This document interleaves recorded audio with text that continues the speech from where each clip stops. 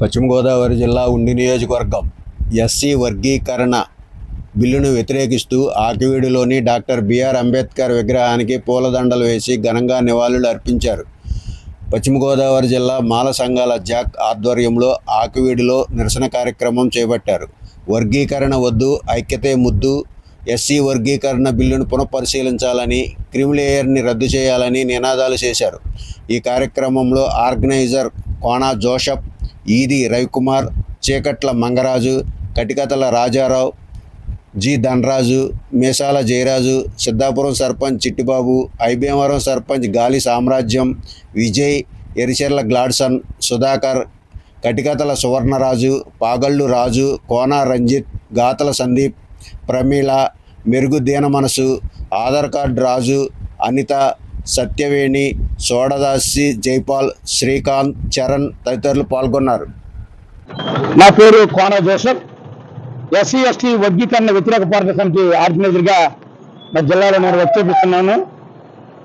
అయితే ఆగస్టు 1వ తారీఖున సుప్రీంకోర్టు వారు ఎస్సీ వర్గీకరణను తీర్పిచ్చిన మొదట ఈ రోజున దాన్ని పునరుద్ధరించాలని, దాన్ని రద్దు చేయాలని పశ్చిమ గోదావరి ఆకివీడు అంబేద్కర్ సెంటర్లో ఈ రోజున మరి దాన్ని వ్యతిరేకిస్తూ మేము వినాదాలతో అంబేద్కర్ వద్ద ఒక్కటిగా మాళ్ళంతా ఒక్కటిగా ఉండాలనే ఐక్యతతో ఈ రోజున మేము దీన్ని ఏర్పాటు చేయడం జరిగింది. మరి 2004లో అదే సుప్రీంకోర్టు వర్గీకరణ చెల్లదని తీర్మానించి అందరూ కలిసి ఉండాలి, మాలలు మాదిలు కూడా ఒకటే అని ఆ రోజున తీర్పిచ్చిన సుప్రీంకోర్టు 2024లో మరి రాష్ట్రాలు విభజించుకుని హక్కున్నదని 2 నాలుకల ధోరణి చేయడం అనేది సుప్రీంకోర్టుకి తగదని కూడా ఈ రోజున మేము తెలియజేస్తున్నాం. మరో విషయం ఏంటంటే ఈరోజు మరి దేశమంతా కూడా, రాష్ట్రమంతా కూడా ఈరోజు వర్గీకరణ గురించి మేమంతా కూడా ఐక్యతగా పోరాటం చేస్తున్నాం. ఏది ఏమైనప్పుడు కూడా వర్గీకరణ విరమించుకునే వరకు కూడా మేము రాష్ట్రంలో, దేశంలో కూడా ఉద్యమాన్ని బలోపేతం చేస్తామని కూడా తెలియజేస్తున్నాం.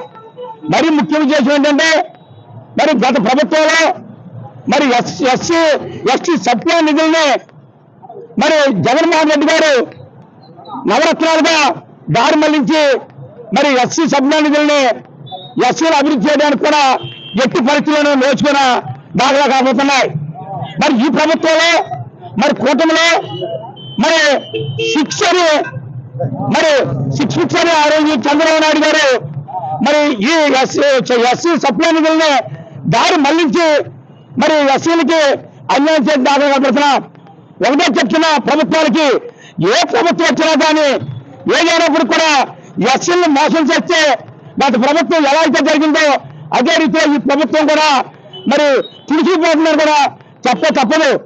ఈ రోజున మరి బడ్జెట్ లో 35% మరి ఎస్సీలు కేటాయించాలి రాజ్యాంగం మీదట మరి సప్లై నిధులు ఎక్కడ కూడా అమలు జరగలేదు.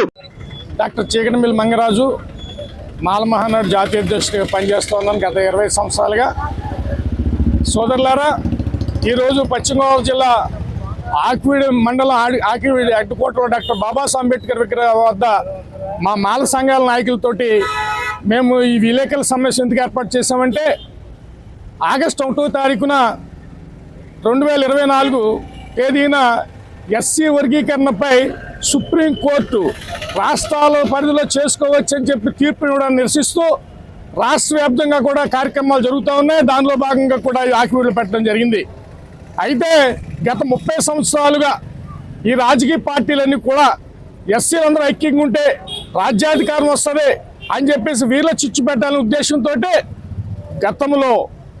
గతంలో ఈ మాదిగలకు అన్యాయం జరిగితే ఈ మాల నాయకులు కత్తి పద్మారావు గారు కానీ, శివసాగర్ సార్ కానీ, గోరెడ్డి వెంకన్న కానీ, అలాగే గద్దరన్న కానీ వీళ్ళందరూ మాల సమాజ వర్గం వాళ్ళు ఉద్యమం చేయటం వల్ల ఈ రాష్ట్రంలో కాదు ఈ దేశంలోనే ఎస్సీ ఎస్టీ అట్రాసిటీ యాక్ట్ అనేది ఏర్పడ్డది.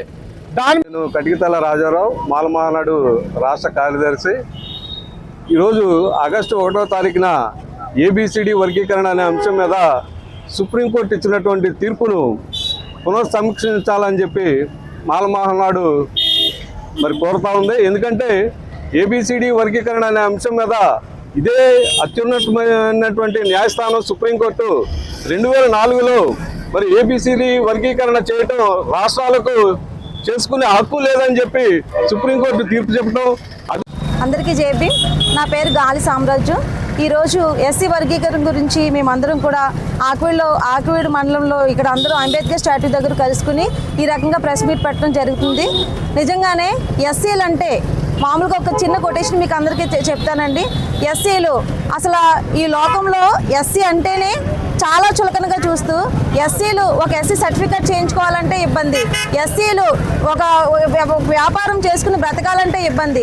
అలాంటి పరిస్థితుల్లో ఉన్న ఎస్సీలని ఇప్పుడు ఏకంగా ఎస్సీ వర్గీకరణ చేసి మాల అనే వారికి అన్యాయం జరిగించడం అనేది అసలు ఏ రకంగా మీరు చేయగలుగుతున్నారని చెప్పి ఈ రకంగా మిమ్మల్ని అడుగుతున్నానండి. మామూలుగానే వాళ్ళకి ఒక వృత్తి లేదు, ఒక వ్యాపారం లేదు. ఏదైనా ఒక ఎస్సీ కులాలు ఒక వ్యాపారం పెట్టుకుంటే పక్కనున్న ఓసీ కులాలు కానీ వేరే కులాల దగ్గరికి వెళ్తారే తప్ప ఎస్సీ కులాల దగ్గరకు వచ్చి వ్యాపారం జరిగించడం అనేది జరగదు. అలాగని చెప్పి మంచిగా చదువుకుని ఎస్సీ మాల అనేవాళ్ళు మంచిగా చదువుకుని రిజర్వేషన్ ద్వారా సంపాదించుకునే జాబ్ మాత్రమే ఇప్పుడు మాల వాళ్ళకు ఉంది.